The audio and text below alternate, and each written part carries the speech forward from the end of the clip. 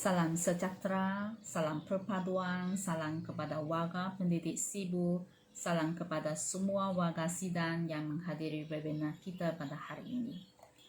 Saya, Chen Kayen, SIC Plus, PPD Sibu selaku moderator sidang webinar kita. Hadirin sekalian, sebelum program dimulakan, sukacita dimaklumkan bahawa program keagamaan Buddhis ini julung kali diadakan bagi sambutan Hari Guru peringkat PPD Sibu bagi tahun 2021. Terlebih dahulu, bagi pihak majlis kami mengalu-alukan kehadiran penceramah jemputan yang telah sudi meluangkan masa bagi menjayakan program pada kali ini. Semoga dengan kesudian semua pihak untuk berhimpun dalam webinar Hari Guru ini dapat menambahkan lagi ilmu pengetahuan kita dan kesediaan kita selepas pandemik COVID-19 dari perspektif Buddhis. Pada petang ini, kita sungguh berdoa kerana kita akan mendengar satu ceramah daripada Cikgu Tei Bong Seng. Cikgu Tei Bong Seng ialah guru dari SJK Chunghua Sebuku Bau dan berpengalaman aktif memberi ceramah kepada kumpulan kanak-kanak dan remaja. Beliau pernah menyandang jawatan sebagai President of UTN Dharma Club bagi tahun 2006 hingga 2007. Kini, beliau diberi kepercayaan sebagai Chairperson of Youth Section in Kuching Buddhist Society, Deputy Vice President of Young Buddhist Association of Malaysia, dan Deputy Youth Section Leader of Malaysia Buddhist Kulapati Association. Tajuk ceramah beliau pada petang ini ialah Post-Pandemic Reflections from a Buddhist Perspective. Baiklah, tanpa melengahkan masa lagi, saya serahkan sidang kita pada hari ini kepada Cikgu Tei Bong Seng. Majlis dengan segala hormatnya mempersilakan. Good morning, everyone. It's nice to meet you all here. I'm honored to be invited by the PPD to share about my thought on the post-pandemic reflection from a Buddhist view. So let us see some pictures here before we move on, yeah?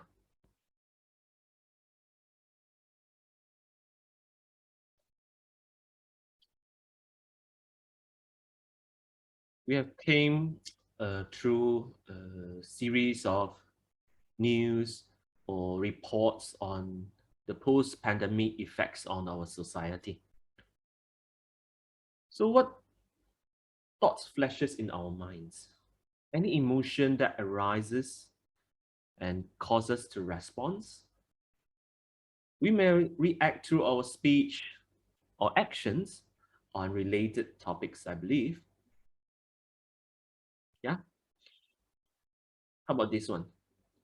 When we are talking about we are going back to school and all of these policies and also the SOPs, are we stressed? Are we uncomfortable? Yeah. Maybe you can dig out some of our emotions here. So I've searched on the stresses that the teachers and staff face during this pandemic. Maybe we have these questions in our minds too. Yeah.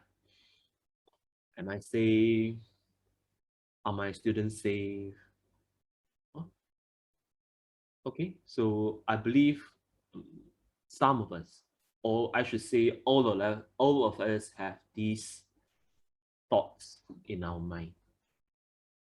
Yeah. Okay, so after that, we will probably miss these pictures, miss traveling, miss social networking.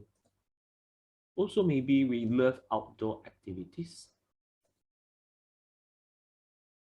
Traveling, I believe, especially during the school holidays, we will grab our passport and travel overseas. Yeah, we miss those days. Or maybe we also miss dining in or our school lives. We want more connections with our students, our colleagues. Yeah. So how are we going to reflect on this? Yeah. After, I should say, the post-pandemic reflection. So now let us do some checking here before we move on. Meet your mood meter. So it's I think it's a normal, or it's a very easy meter for us to identify whether which states of mind are we in. Yeah. So let us see. So it means that what are the emotions or the pleasantness that we are in which quadrant? Yeah. So energy level and also the pleasantness. Yeah. Maybe we can try to identify in which quadrant are we in here, right? So I think it's okay. It's okay for us uh, to have bad emotions, negative emotions. I think it's normal. But we need to identify that we are in such situation. And if we are in need to seek for help, I think we should do. We should seek help from the professionals, and also maybe we can seek help from our religion. Yeah. Okay. So I should say it's normal that we have these two reactions. Either it's positive or negative. Yeah? I think it's normal for teachers to get mad when our students are not turning in their homeworks or projects. I believe all of us suffered from this during uh, PDPR, right? Yeah. So what happened? How so? In our the Buddhist view, how are we going to see this situation? When we have these views, when we are having this colored lens, it will lead to different views on the objects or on surroundings. These views actually cause us to have positive or negative emotions. Yeah. So as teachers, I believe that many of us went through some hard time. Yeah, many hard times. So I came across this picture uh, when our country was announced lockdown last year. Many of us were panicked, and we saw many people hoarding for toilet papers or daily necessities. We were able to stay at home for a few months. I believe some of us still teach from home, and I'm not sure that whether you identify that a lot of problem emerges. Yeah, a lot of problems emerge when we have more time at home. Some of us may also burn out because of the pandemic. Yeah. So I think this picture is quite true that if we can't go outside, we go inside. It doesn't mean that we stay indoors, but to go deep into our emotions and reactions. In Buddhism, we are not stressing on the rituals, but the spiritual development. Okay? So when we talk about spiritual development, we will see the Noble Eightfold Path. But today, I will only stress on the right views. The right views, it can be the sunglasses, which I mentioned earlier. when we have the right view, it will lead to our bodily or actions. Okay. So the first right view that I'm going to share today is on this the karmic view. I adopted it from this sutta where it says here, I'm the owner of my karma, here to my karma, born of my karma, related to my karma, abide supported by my karma. The intricate workings of the law of karma, which the Buddha gained during his enlightenment. Maybe some of us are still not too sure. What is karma, right? What is karma? Maybe I should now present to you all the law of karma. Karma is a term that literally means action or doing. Okay, in the Buddhist tradition, karma refers to the action, especially driven by intention. Okay, those in intention are considered to be the determining factors in the next life, right? The law of karma refers to the law of cause and effect. Every intentional act brings about a certain result. This act means, this act comprises the bodily, our speech, and our mind, right? So when we understand that our lives are the unfolding of karmic law, that we are the hearers of our deeds, that grows in us a deepening sense of responsibility for how we live, the choices we make, and the actions we do undertake. Okay, so this law of karma is important, yeah, important, right? So this law of karma is one of the right views. It makes us know what is good, what is bad, what is right, what is wrong. And then the entire society may be predicated upon a confusion of correct morals values. Okay, so when we know which are good and bad, we will definitely perform the correct moral values, and so perform the right kind of actions, not condemning others, right? So when we are familiar with the karmic laws, we are not deluded about the nature of things.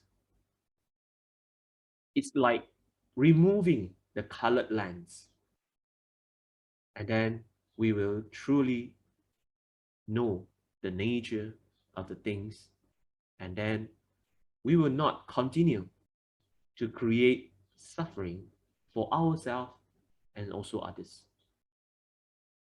Yeah, okay. So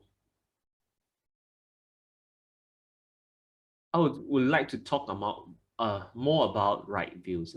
The Buddha often spoke about right and wrong views with regards to the effect of one's action. Right view is the understanding that our actions do bring results, both in the present and also in our future. Okay? So, just now we talked about that, the karmic law, right? The karmic law. In Dhammapada verse 1, the Buddha said, all mental phenomena have mind as their forerunner, they have mind as their chief, they are mind-made. If one speaks or acts with an evil mind, dukkha follows him just as the wheel follows the hoofprints of the ox that draws the card. So when we have this right view, and then we will go in deep insight to in our cultivation of the mind, where why in Buddhism it stresses a lot on spiritual development, because somehow a lot of Buddhists will only know the importance of rituals, but the very important that the Buddha taught is the spiritual development, where it help us to eliminate the dukkha, the suffering.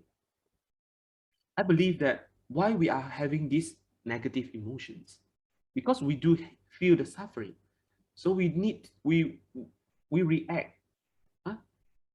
We react accordingly, according to the wrong views. Okay?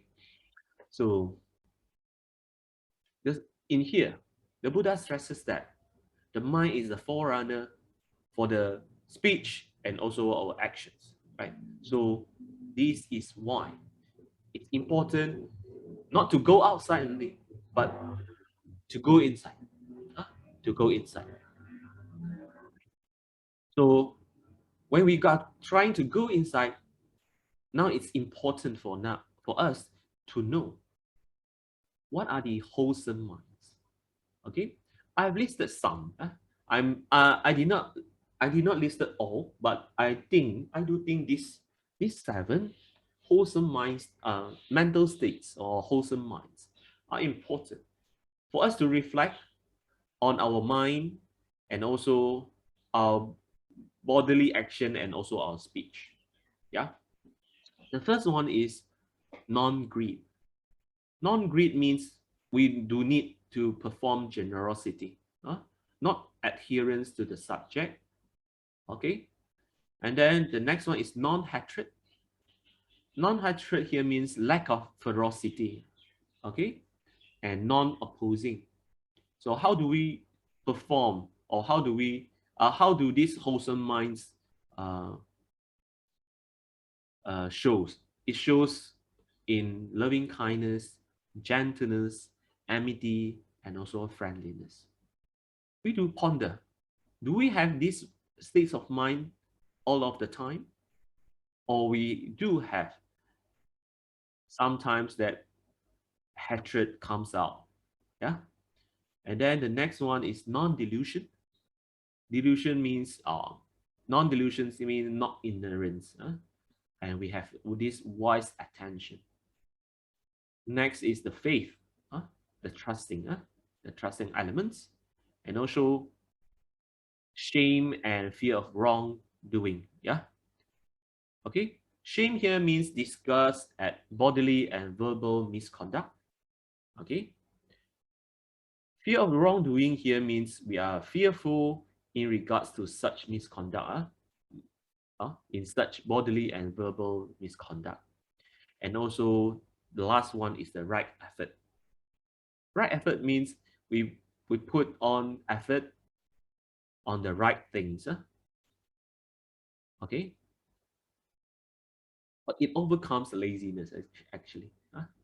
So these are the 7 wholesome minds that I think I extracted from the sutta. I think it's important for us to ponder. Yeah. So now let us see some few daily activities and reflect. Do we have these good mental states or wholesome minds? Maybe we need to look for a way to overcome these problems. Let us see case study 1. I think this happens a lot in our daily lives. A teacher was teaching and received a call from the boss, yeah, and wanted him to complete some not emergency task. What's your first reaction? Angry? Why you call me? Why I'm teaching. Since it's not very important and it can be completed,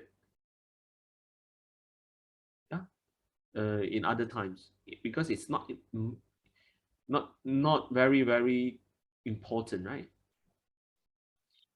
Okay, so we do need to reflect. Are we having this kind of emotions or reactions towards this situation? Maybe the second one, your students are not completing their work, although they had set the due date. I believe that I myself suffered from this, I, I, I always talk to my colleagues that I think I'm the loan shark, trying to get all the students to get their work done. Yeah. So we need to send messages and then or give them a call while they are not sending in their work. Yeah.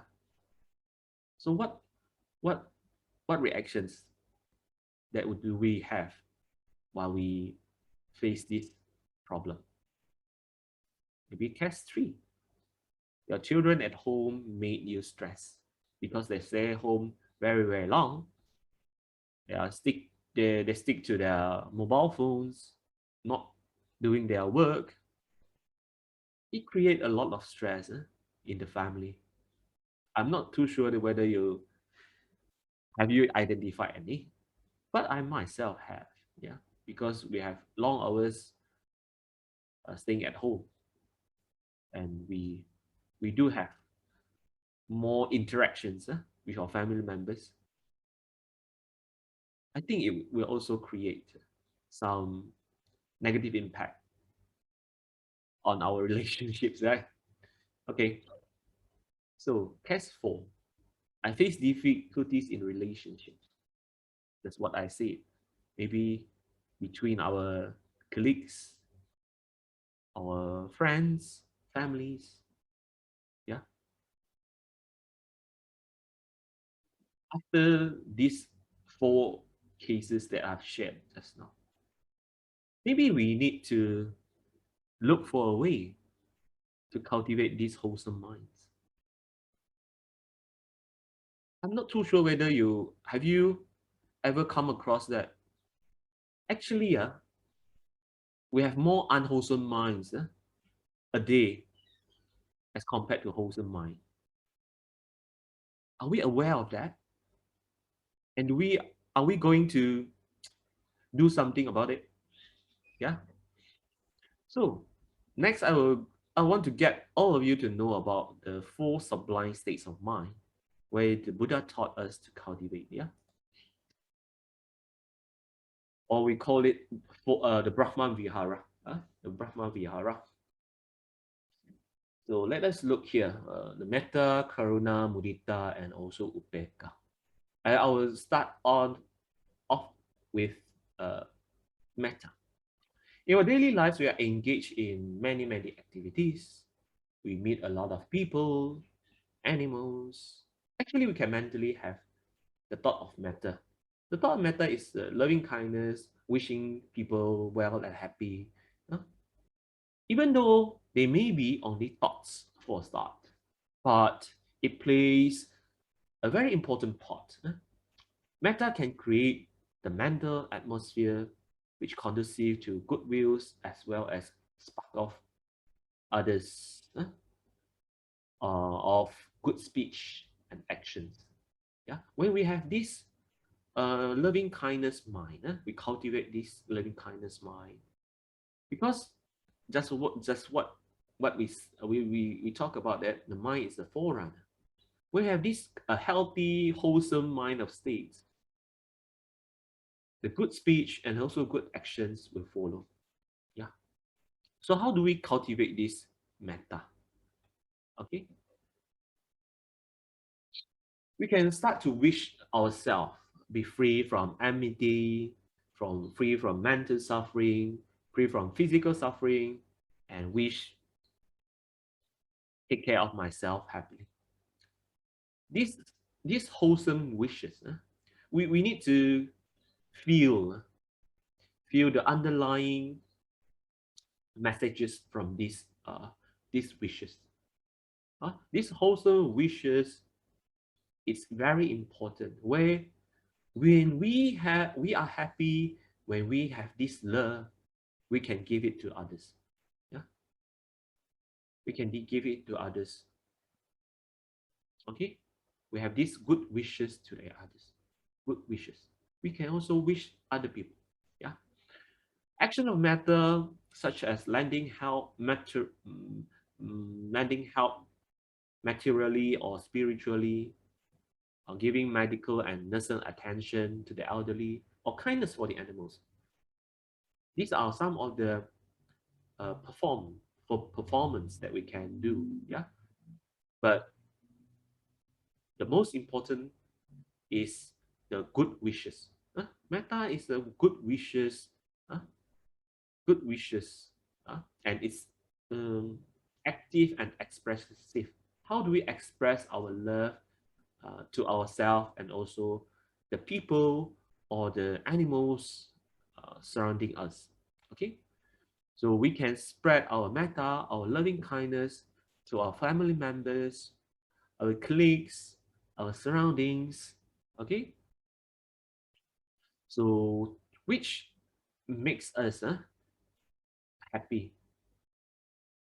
Do you know that if we are happy, we can spread this happiness to the surrounding. Actually, we can help this surrounding to be happier, right? To be more conducive.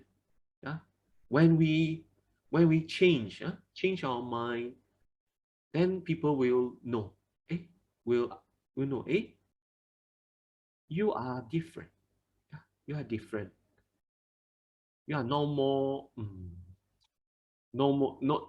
Not get angry easily. Yeah, maybe.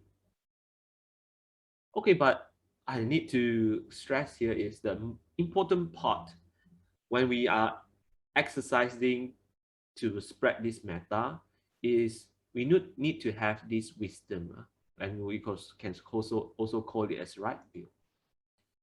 Okay, we need to know the human relationships which stated in Sigalovada Sutta.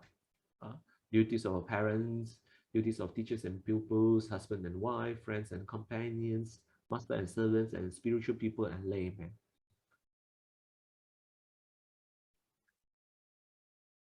Okay, so I'm not going to go into details on this sutta, but it's only introduction. If you want to read more, then you can. So if we practice metta with wisdom, it helps us. It helps us uh, to get rid of some countless problem. Countless problem. Okay, so this is important. And then next one is the compassion, karuna. Karuna arises when one is able to see the suffering of another. It is an emotion that arises when we see someone suffering. When we see someone is in suffering, we have this compassion, feel sorry for him, and wish to relieve him from the suffering. So we can have this compassion wish also. May he be free from mental suffering. May he be free from physical suffering. May he be free from samsaric suffering. This is an act of compassion. Just now, metta is only giving the joy, wishing him. But this compassion, we try to understand. We try to understand the suffering of the individuals. Okay, so this is the karuna. And then next one is mudita. Mudita means sympathetic joy, or rejoicing at others' happiness and also prosperity. It is the opposite of jealousy and envy, and therefore it is suitable for one wishing to overcome jealousy and also envy. We can make use of these wishes when we see some others are very happy, And then we can wish them also. May he not cease from having whatever material gains acquired. May he not cease from having whatever spiritual happiness attained. The happiness that we have actually come from two, material or also spiritually. Yeah. So when we try to rejoice, we rejoice with others. It helps us to see the significant uh, of somebody's good qualities. When we rejoice, we actually add on the happiness upon the happiness. And then rejoicing actually has much to do with gratefulness. We are grateful that we are of somebody's work, deeds, and also it gives us emotional attitudes towards those who are doing well or better than us. Can we do that? Can we do that? Can we rejoice uh, those who are doing well or even better than us? Try, I think. We can. We can try to develop this kind of mind, a wholesome mind. Yeah. Okay. Last one is the equanimity. Equanimity has always been thought of as being cold and unfeeling because we select the neutral person and reflect that he is the owner of his own karma. From neutral person, and we will turn our dearest and also our loved ones. Yeah, when we are aware of that, although he or she is happy or sad, we try, we do some wishes for them, right? But in this stage, where equanimity, we will reflect on, yes, although we have done uh, such good wishes to them, but everyone is their owner of the karma. Okay, so this is important. Maybe this is the very advanced level for many of us, but this is an overview for what we can have, what we can cultivate in our daily lives when we call us a Buddhist. Okay, so I do wish that all of us can have this and can to cultivate where we need to find a good teacher who can guide us to do this practice, to do this practice. Okay, and before I ending my session, I would like to share a saying here in Dhammapada verse 5. Hatred is not overcome by hatred, it overcome by love. This is the eternal law. So when we try to have this wholesome mind, this healthy mind,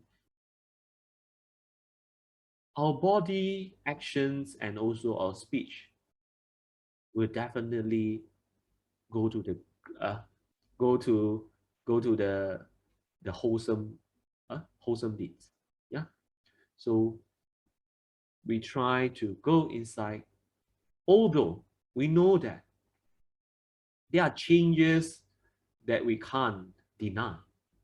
Changes in policy, changes in a relationship, status, a lot of things. The Buddha said, nothing is impermanent. Nothing is permanent. Nothing is permanent, sorry. Nothing is permanent. Everything is impermanent. So when we have this right view and thoughts in our mind, and with these practices, I believe that we can overcome some obstacles that we have we have faced. Yeah. If I would like to say, If we can't, I think we need to seek for some help, spiritually and also doctor, yeah, so that we can we can get rid of this suffering even faster.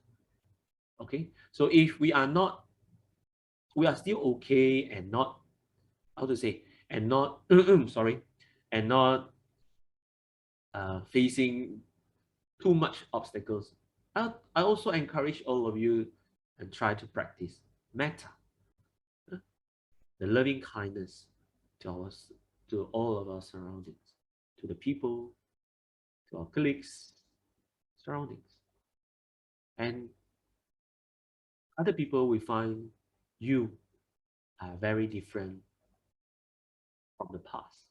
Yeah. So as a conclusion today, I would like to share this one with you. If you cannot bring joy and hope to others, at least you should not cause trouble and pain to others. We should treat each other with compassion and love. A person who has practiced spiritually has a softer heart and see things more cheerfully. His mood is happier, is more optimistic in his dealings. In these ways, those around him sees the change from the inside to the outside. It does not take many words. Yeah, I do hope that every of us, the Buddhists, can know more about Buddhism, and we can have the Buddha's teaching to overcome our obstacles and also in our daily activities. Yeah. Thank you so much for paying attention to the talk. If I have any misconduct or any uh, anything that I've done wrong, please forgive me. And I do hope to see you all next time. Yeah. Thank you. Bye. Terima kasih diucapkan kepada Cikgu Tei Bonseng atas kesediaan untuk meluangkan masa bersama warga pendidik sempena Hari Guru Peringkat Daerah Sibu pada tahun 2021. Semoga perkongsian dapat memberi pengetahuan dan ilmu yang bermakna kepada kita semua semasa berhadapan dengan cabaran hidup selepas pandemik COVID-19. Setinggi-tinggi penghargaan dan ucapan terima kasih kami ucapkan. Sebelum mengundur diri, saya selaku moderator untuk sesi petang ini menyusun 10 jari memohon maaf sekiranya tersilap bahasa dan terlaju kata sepanjang saya mengendalikan majlis ini. Sekian, terima kasih.